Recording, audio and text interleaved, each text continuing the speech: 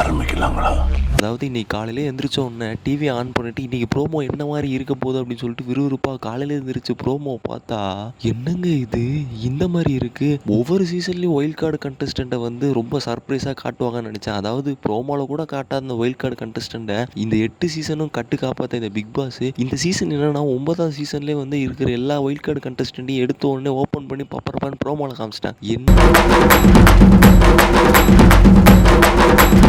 என்னங்க இதில் என்ன சுவாரஸ்யமாக இருக்க போது? கண்டென்ட் இருக்காது, ஒன்றும் இருக்காது. ஏற்கனவே இவங்க கண்டென்ட் கொடுக்குறன்ற பேரில் ஒன்று பண்ணிட்டு இருக்காங்க. அதையும் எங்களால் பார்த்து சகிக்க முடியாத ஒரு நிலைமையில சுற்றிட்டு இருந்த நேரத்தில் இவங்கள வேற உள்ள அனுப்புறீங்க. இவங்க என்ன பண்ண போகிறாங்க அப்படின்னு இருக்கும்போது காலையில ப்ரோமோ பார்க்கும்போது தான் இருந்துச்சு. இன்னைக்கான வீடியோவில் என்ன இருந்துச்சு, என்ன நடந்துச்சு, என்ன பரபரப்பாக போச்சு, என்ன சூழ்நிலைகள்லாம் நடந்துச்சு, என்ன தடுமாற்றங்கள் மற்ற கண்டஸ்டன்ட்களாக இருந்துச்சுன்றது இன்னைக்கான வீடியோவில் வாங்க பார்த்து தெரிஞ்சுக்கலாம். எடுத்த உடனே சேதனை வந்து உள்ளே வந்தாப்புல. உள்ளே வந்ததுக்கப்புறம் நேற்றே வந்து அண்ணா நீ செஞ்ச செய்களை வந்து இவனுக்கு 2 நாள் தூங்க மாட்டானுங்கண்ணா, அந்த மாதிரி ஒரு செய்கை செஞ்சு விட்டேனே. இன்னைக்கான எபிசோட்ல என்னென்ன செய்ய போறேன்னு பார்த்தா, தம்பி இன்னைக்கான எபிசோட்ல நான் எதுவும் செய்ய போறது கிடையாதுப்பா.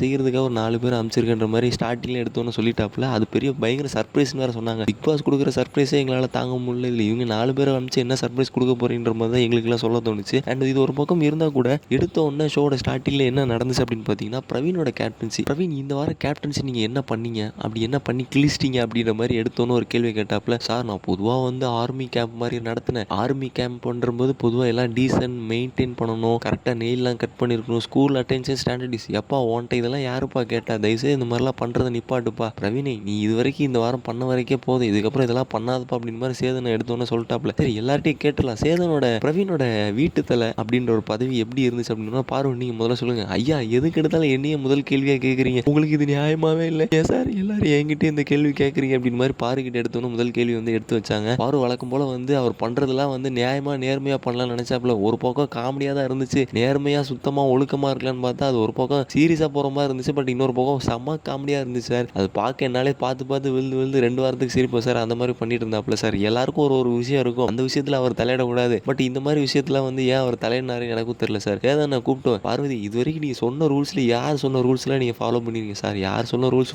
பிக் பாஸ் சொன்ன ரூல்ஸாவது ஃபாலோ பண்ணிருக்கீங்களா சார்? சார் அது மட்டும் கரெக்டாக பிக் பாஸ்ல தான் கேட்டு தெரிஞ்சுக்கணும் சார். அண்ணா நீங்களே பிக் பாஸ் வந்து டாக் பேக்கில் சொல்கிறதே நீங்கள் ஒழுங்காக ஃபாலோ பண்ணாமல் நீங்கள் இஷ்டத்துக்கு பேசிகிட்டு இருக்கீங்க. தயவுசெய்து நீங்கள் முதல்ல பிக் பாஸ் சொல்கிற ரூல்ஸை ஃபாலோ பண்ணுங்கன்ற மாதிரி தான் எனக்கு சொல்ல தோணுச்சு. ஏன்னா நேற்று நீங்கள் இஷ்டத்துக்கு கத்துனீங்க. நீங்கள் கத்துல ஒரு கார்டு செவ்னு ஊன்னு கேட்டுட்டு இருக்குன்னா அந்த ஸ்பீக்கரை பிக் பாஸ்ல இது வரைக்கும் இல்லாத ப்ராப்பர்ட்டி டாஸ்க்கை உங்களை வச்சு டெஸ்ட் பண்ணி பார்த்துருக்காங்கன்றது உங்களுக்கு தெரியலண்ணா. ஏன்னா பிக் பாஸ் கிரியேட்டிவ் டீம் அந்த அளவுக்கு வேலை பார்த்துருக்காங்க. நீங்கள் வேணா பாருங்க, எடுத்து 3ஆவது வாரத்தில் இதே ஸ்பீக்கர் வச்சு இன்னொரு டாஸ்க் வந்து இந்த கண்டஸ்டன்ட் எல்லாருமே கொடுப்பாங்க. அதுதான் நடந்துச்சு. சரி ஓகே, அடுத்தபடியாக வந்து யார்கிட்ட இந்த வீட்டு தலையை பற்றி கேட்கலான்னு பார்த்தா எல்லார்ட்டையும் ஒரு கேள்வி கேட்டாங்க. கனியக்காட்ட கேட்டாங்க. கனியக்கா சார் அவங்க கரெக்டாக இருந்தாங்க சார், எல்லாமே நியாயமாக நடத்துனாங்க சார் அப்படின்னு மாதிரி கனியக்கா சொல்ல. திவாகர் உங்களுக்கு புரிஞ்சிருக்குல்ல, நேற்று சொன்னதெல்லாம் புரிஞ்சிரு? ஆமாம் சார் புரிஞ்சிச்சு சார், நேற்று எல்லாமே நான் வந்து பக்காவாக புரிஞ்சுக்கிட்டேன் சார். சார் இருந்தாலும் பிரவீன் ஒரு பக்கம் பயாஸ்டாக இருக்காரு சார். குரூப்பிசம் ஃபார்ம் பண்ணிட்டு குரூப்பிசன்ற பேரில் கனிகா கூட சேர்ந்து பயங்கரமாக ஒன்று பண்ணிட்டு இருக்காப்பு சார். அதுதான் கொஞ்சம் பார்க்க சகிக்கல சார். மற்றபடி வந்து பயாஸ்டாக தான் சார் இருக்காரு, எனக்கு பிடிக்கல சார் அவர் பண்ணுறது அப்படின்னு திவாகர் வந்து பிரவீனை பார்த்து சொல்லதும்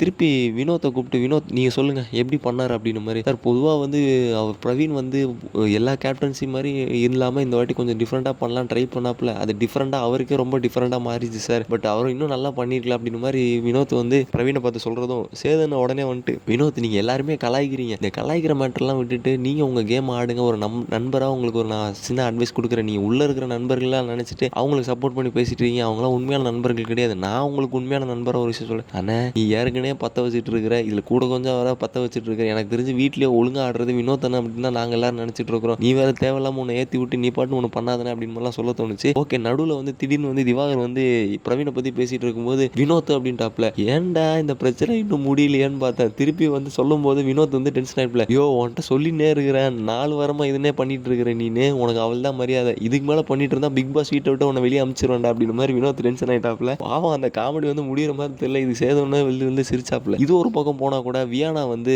அந்த முறைச்சு பார்த்ததுல ஒரு விஷயம் நடந்து போச்சு. அதாவது வியானா வந்து ஏதோ பொருள் எடுத்து அந்த டாஸ்க்ல வந்து வின் பண்ணவங்களுக்கு அந்த பொருள் எடுக்கிற மேட்டர்ல வந்து வியானா வந்து ஏதோ பண்ணிட்டாங்க போல. அதுக்கு பிரவீன் ஒரு முறைச்சாப்ல. சார் அது அநியாயத்துக்கு முறைச்சாரு சார். அவர் என்கிட்ட வந்து சாரியும் கேட்கல, எதுவுமே பண்ணல சார். எதுக்கு அந்த முறைச்சாரு இன்னைக்கு வரைக்கும் எனக்கு தெரிய மாட்டேங்குது சார். அவர் கண்டிப்பா என்கிட்ட சாரி கேட்கணும்னு வியானா வந்து சொன்னாங்க. அதெல்லாம் சாரிலாம் கேட்க முடியாதுமா, அந்த ஆள் எல்லாரையும் வச்சு சாரி கேட்கலாம் சொல்லிட்டு இருக்காப்ல அந்த பிரவீன். அவர் ஒன்றில் சாரி கேட்க மாட்டார் சார். சரி பிரவீன், இவங்க எல்லாம் உங்க மேல கம்ப்ளைண்ட் பண்றாங்க, நீங்க என்ன நினைக்கிறீங்க பிரவீன் அப்படின்னு கேட்டதுக்கு, சார் என் மேல தப்பு தான் சார், எல்லா தப்பு நான் தான் சார் பண்ணேன், எல்லா தப்பு திவ்யா பண்ணல சார், நான் தான் சார் பண்ணேன். திவாகர் வந்து ஏதோ என் வயசு சொல்லும் வரும்போது என் குடும்பத்தை பற்றி எழுதுறாங்க, நாங்கள் தான் சார் தப்பாக புரிஞ்சுக்கிட்டேன். ஏப்பா இதை நீ முதல்லே மன்னிப்பு கேட்டலாம்ப்பா, எதுக்குப்பா வீக்கெண்ட் எபிசோட் வரைக்கும் கொண்டு வந்த அப்படின்னு மாதிரி சேதனை கூப்பிட்டு கேட்டதில்ல அதுக்கு ஒரு நக்கலாக ஒரு முறைச்சு நின்னாப்புல. இப்போ கூட நீ என்ன சொல்கிறது நான் என்ன கேட்குறதுன்ற மாதிரி ஒரு ஸ்டாண்டிங் பொசிஷனில் நின்றுட்டு இருக்கிற பிரவீன் அப்படின்னு மாதிரி சேதனை எடுத்தோன்னே ஒரு காட்டம் ஒன்று வச்சுட்டாப்புல. சரி இவங்களை எப்படியே விட்டா பார்த்தா சொல்லிட்டு உங்களுக்கு ஒரு பெரிய சர்ப்ரைஸ் ஒன்று வச்சிருக்கிறேன், சிறிய இடைவெளிக்கு அப்புறம் சந்திக்கலாம் அப்படின்னு மாதிரி. அந்த கேப்பில் பார்வதி கம்பரவி வந்து என்ன வியானா வந்து தான் அடிக்காமல் பார்வதி இருக்காங்க அப்படின்ற பார்த்துட்டு கேப்பில் வியானாவும் கொஞ்சம் நல்ல கேம் ஆடுறாங்க, பட் அந்த பொண்ணு கொஞ்சம் திருட்டுத்தனமாக ஒரு சில விஷயம்லாம் பண்ணுது அப்படின்னு மாதிரி சொல்லிட்டு இருக்காங்க. ஏன்ப்பா இதெல்லாம் உங்கள்கிட்ட கேட்டாங்க அப்படின்னு மாதிரி சொல்லிட்டேன். ஓகே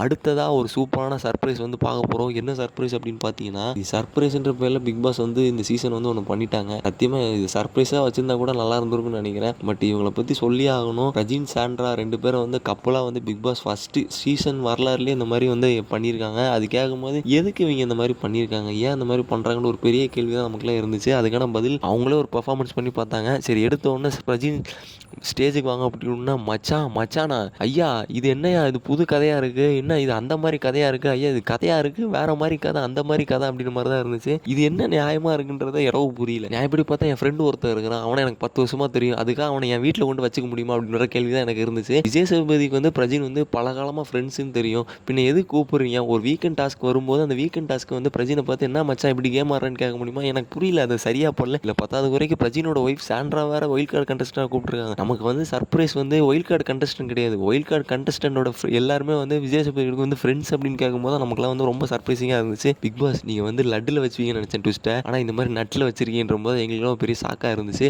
ஓகே பிரஜினோட வீடியோ வந்து டெலிகாஸ்ட் பண்ணாங்க, அந்த வீடியோலே வந்து பயங்கரமாக தெரிஞ்சு போச்சு. ஹஸ்பண்ட் அண்ட் ஒய்ஃபு வீட்டில் வந்து பயங்கரமாக ஸ்ட்ராட்டஜி போட்டு யோசிச்சு யார் யாரை என்ன மாதிரி டாண்டாராக கிளிக்கலான்ற மாதிரி பயங்கரமாக பிளான் போட்டு வந்திருக்காங்க. அந்த பிளானை எக்ஸிக்யூட் பண்ணுறதுக்காக வந்து இன்றைக்கி வந்து ஒரு டாஸ்க்கை வந்து பிக் பாஸ் வந்து உள்ளே வந்தோன்னா பிரஜின் சாண்ட்ராக்கு ஒரு சாங் ஒன்று போட்டாங்க, என்னை தேடி வாழ்க்கை ஒன்று மத்தம் அனுப்பு. அதாவது இது பிரஜினோட பழைய சீரியல் முதல் சீரியலில் வந்து விஜய் ஆண்டனி சார் பண்ண கம்போசிங் சாங்கை வந்து போட்டாங்க. இதுலேயே உள்ளே இருக்க கண்டெஸ்ட்லாம் முடிவு பண்ணிட்டாங்க. ஓகே அவர் தான் வராப்பில் வேறு மாதிரி கேம் இருக்க போதும் அப்படின்னா பிரஜினும் சாண்ட்ரா வந்து பயங்கரமான ஆட்டிடியூட்டில் வந்தாங்க. இந்த மாதிரி ஆட்டிடியூட்டில் இது வரைக்கும் பிக் பாஸ் வீட்டு கண்டஸ்டன்ட் யாருமே வந்தது கிடையாது. பிரஜினா சாண்ட்ரா ஆட்டிடியூட் பார்க்கும்போது எதுக்கு உள்ள வந்து இவங்க இப்படி பண்ணுறாங்க, இதெல்லாம் இவங்களுக்கு தேவை அப்படின்னு மாதிரி தான் இருந்துச்சு. உள்ளே வந்து நான் எல்லாருக்கும் வெல்கம் பண்ணதுக்கப்புறம் எல்லாரும் முதல்ல லிவிங் ஏரியா வாங்க, லிவிங் ஏரியா கூப்பிட்றேன் அப்படின்னா பிரஜின் வந்து கூப்பிட்டு உனக்கு பிடிச்ச கண்டஸ்டன்ட் ஒருத்தர் இருப்பார்ல அவரை கூப்பிட்டு அந்த ஸ்டோர் ரூமில் இருக்க பொருள் எனக்கு பிடிச்ச கண்டஸ்டன்ட் எஃப்ஜே தான். என்னது எஃப்ஜேவா, உண்மையாக நான் அவ்வளோ கேம் நல்லா ஆடுறேன் அப்படின்னு மாதிரி எஃப்ஜேக்கு ஒரு பக்கம் சந்தோஷத்தில் துள்ளி வச்சு ஷோரூம் போகிறாப்புல. ஷோரூம் போயிட்டு உள்ள இருக்க பொருளை எடுத்து வந்து பார்த்தா எல்லாருக்கும் பரிச்சை பாடு கொடுத்துருக்காங்க. என்ன நாங்கள் என்ன எக்ஸாம் எழுதாம போகிறோம், பிக் பாஸ் ஏற்கனவே ஆடிஷன்ஸ் என்ட்ரன்ஸ் எக்ஸாம்லாம் எழுதிட்டேன், திருப்பி வந்து என்ன என்ட்ரன்ஸ் எக்ஸாம் எழுத போறீங்க அப்படி மாதிரி உள்ள இருக்கிற 16 கண்டஸ்ட்டுக்கும் ஒரு கேள்வியாக இருந்துச்சு. கலையரசன் வீட்டில் இருந்து ஷோவை பார்த்துட்டு யோசிச்சுட்டு இருப்பாப்ல, நல்ல வேலைப்பா நான் உள்ள எதுவும் இல்லை, இல்லைன்னா நம்மளையும் கிளின்னு கிழிச்சு விட்டுருப்பாங்க இவங்க 2 பேரும் அப்படின்னு மாதிரி கலையரசன் வீட்டில் இருந்து சந்தோஷப்பட்டு இருப்பாப்லன்னு நினைக்கிறேன். எனக்கு நேரத்தில் நல்ல வேலை நேரத்தே கலையரசனை வழியை விட்டாப்ல. ஓகே அந்த டாஸ்க்கு வந்து என்ன டாஸ்க் அப்படின்னு பார்த்தீங்கன்னா, இந்த பரிச்சைப்பாடை வச்சுட்டு இந்த வீட்டில் எதுக்காக உள்ள வந்தீங்க, இது வீட்டை விட்டு வெளியே போகும்போது என்ன பண்ண போறீங்கன்றத பரிச்சைப்பாடு கொஸ்டின்லாம் வந்து கொடுத்தாங்க. அந்த கொஸ்டினுக்கு வந்து எல்லாரும் காப்பி அடிக்காமல் பதில் எழுதிட்டாங்க போல. சரி ஓகே பதில் எழுதிட்டீங்களா எல்லாரும் வெளியே வாங்க, இது நாங்கள் வெளியே இருந்திருக்கோம் எதுக்கு உள்ள வர சொன்னீங்க அப்படின்னு மாதிரி தான் கேள்வி எனக்கும் கேட்க தோணுச்சு, உள்ள இருக்க 16 கண்டஸ்டும் கேட்க தோணுச்சு. ஓகே முதல்ல எடுத்தோன்னா பார்வதி இன்னைக்கு இந்த வீட்டில் வந்து எதுக்காக இந்த வீட்டுக்கு இருந்துறீங்க, இந்த வீட்டில் இருந்து வெளியே போகும்போது என்ன சாதிக்கலாம்னு சொல்லிட்டு வெளியே போக போறீங்க அப்படின்னு ஒரு கேள்வி வந்து எடுத்து வச்சதுக்கு நீங்கள் என்ன பதில் எழுதிருக்கீங்க. அதாவது நான் வந்து வீட்டை விட்டு வெளியே போகும்போது நான் யாருன்றது வெளியே தெரியணும், நான் என்ன கேம் ஆடிருக்கேன், இதுக்கப்புறம் என்னோட வளர்ச்சி எடுத்துக்கிட்டேன், ஆனால் சத்தியமாக அதை நோக்கி இல்லை, இதுதான் என்னோட உண்மைத்தனம். ஓ அப்போ இதுதான் உங்களோட உண்மைத்தனம், உங்களை வாழ்க்கையில் இந்த மாதிரி தான் வாழ்ந்துட்டு இருக்கீங்களா, அது எப்படி கமருதீன் கிட்ட ஒன்று பேசிட்டு கமருதீன் கிட்ட ஒன்று பண்ணிட்டு திவார் கிட்ட போய் பேசிட்டு இருக்கீங்க, இதெல்லாம் சரியா, இதுதான் உங்க உண்மைத்தனமா பார்வதி அப்படின்னா பார்வதிக்கு அங்கேயே கண்ணில் ஒரு மரண பயம் வந்துருச்சு. அது நாங்கள் பார்த்துக்கிறோம், அதை நானும் கமருதீன் பேசிக்கிறேன், அதை நீங்கள் பேச வேணாம் அப்படிங்கும்போது பிக் பாஸ் அதை அப்ரூட்டாக கட் பண்ணி விட்டாப்புல. எனக்கு தெரிஞ்சு எடிட்டட் வெர்ஷனில் வந்து இதை தெரியலன்னு நினைக்கிறேன், அன்கட் வெர்ஷன் பார்க்கும்போது கண்டிப்பாக தெரிஞ்சிருக்கும். அதாவது 10 வச்சுட்டியா பரட்டா அப்படின்ற மாதிரி பார்வதி வந்து கமருதீனும் மாறி அடிச்சுக்கிட்டாங்க. அதை பற்றி பேசலாம். அடுத்ததா அரோரா நீங்கள் என்ன பண்ணிருக்கீங்க சார், நான் வந்து இந்த வீட்டில் காசுக்காக வந்திருக்கேன், சந்தோஷமாக என் டாஸ்க் ஆடிட்டு இருக்கேன், சந்தோஷமாக இருக்கு, இது எதுவும் உங்கள் வீட்டு வெக்கேஷன் பிளேஸ் மாதிரி நீங்கள் வந்திருக்கீங்க போல், எனக்கு ஒன்றும் புரியல, ஏன் இந்த மாதிரி கேம் ஆடுறீங்க அப்படின்னு சொல்லிட்டு பேப்பரை வந்து கிழிச்சு போட்டாங்க. So rude, it was so rude அப்படின்னும் போது என்ன ரூடு வேணா இருந்துட்டு போட்டோம், நான் இப்படி தான் பண்ணுவேன் அப்படின்னு மாதிரி பிரஜினும் சாண்ட்ரா ஒரு பக்கம் பெர்ஃபார்ம் பண்ணிட்டு இருந்தாங்க. அண்ட் இன்னொரு பக்கம் விக்ரம் என்ன கேம் ஆடுறீங்க அப்படின்ற மாதிரி கேட்டது, நீங்கள் தான் நல்லா கேம் ஆடுறீங்க அப்படின்னு மாதிரி விக்ரம் பார்த்து சொல்கிறதுக்கும் சுபிக்ஷா பார்த்து நல்ல கேம் ஆடுறீங்க சுபிக்ஷா பார்த்து சொல்கிறதுக்கும் கரெக்டாக வந்து 2 பேரும் வந்து பிரஜினும் சாண்ட்ரா வந்து உண்மையிலே இந்த கேம் யார் நல்லா ஆடிருக்கான்னு கேட்டால் விக்ரம் சுபிக்ஷாவும் சொன்னாங்க. ஓகே சுபிக்ஷாவும் சொல்லும்போது கூட ஒரு நியாயம் ஒன்று இருந்துச்சு, விக்ரம் இந்த வீட்டில் இருக்காருன்ற போது நீங்கள் சொன்னதுக்கப்புறம் தான் ஞாபகம் இருந்துச்சு. அடுத்ததாக கமருதீன் நீங்கள் எதுக்காக வந்துறீங்களே, என் லைஃப் எக்ஸ்போசர் பண்ணுறதுக்கு வந்திருக்கேன், ஹீரோ ஆக்டிங் எல்லாத்தையும் மற்றபடி அடுத்த கட்டத்து கொண்டு போகிறது தீமா அதை பண்ணல கமருதீன், நீங்களே வந்து கிழிச்சு போட்டுருங்க அப்படின்னு மாதிரி டீசெண்டாக வந்து பிரஜின்னு சொல்லிட்டாப்புல. ஓகே துஷார் நீ எதுக்காக வந்துறீங்க, இல்லை எனக்கே தெரியுது நானே ரொம்ப டிப்ளமேட்டிக்காக இருக்கேன், இந்த கேம் ஒழுங்கா ஆடல, 3 வாரம் ஆகி நானே இப்படி இருக்குன்ற போது எனக்கே ஒரு பக்கம் வருத்தமாக தான் இருக்கு. என் கேமை பார்க்கும்போது எனக்கே ரொம்ப டிப்ளமேட்டிக்காக இருக்கு. கடந்த 3 வாரமா நான் இதே மாதிரி கேம் தான் ஆடிட்டு இருக்கேன். நான் இதுக்கப்புறம் மாற்றலாம்னு நினைக்கிறேன். ஓகே, இதுக்கப்புறம் மாற்றலாம்னு நினைக்கிறீங்களா? Very good. பிரஜின் சாண்ட்ரா வந்து துஷாரை பார்த்து வெரி குட் அப்படின்னு மாதிரி சொன்னாங்க. எதுக்கு இந்த கேம் அப்படின்னு மாதிரி தான் தோணுச்சு. ஓகே, நீங்கள் சொல்லுங்கள். பிரஜின் சாண்ட்ராவோட ஆட்டிடியூடு, அவங்களோட கேமு, ஏதோ பிக் பாஸே அவங்க தான் அப்படின்ற மாதிரி, பிக் பாஸோட ஓனரே அவங்க தான் அப்படின்ற மாதிரி வந்து கேம் ஆடிட்டு இருந்தாங்க. எதுக்கு பிரஜின் சாண்ட்ரா அந்த மாதிரி பண்ணுறாங்க? ஏமா நீங்களும் கண்டஸ்டன்ட் தான்மா, கப்பலாக சேர்ந்து கண்டஸ்டண்டாக வந்திருக்கீங்க. அதுவே எங்களால் ஏற்றுக்க முடியல. இல்லை, நீங்கள் ஒரு ஓவர் பர்ஃபார்மன்ஸ் 2 பேரும் சேர்ந்து ஒன்று போட்டிங்க பாருங்க, இட்ஸ் ஸோ அனாயிங் அப்படின்ற மாதிரி தான் சொல்ல தோணுச்சு.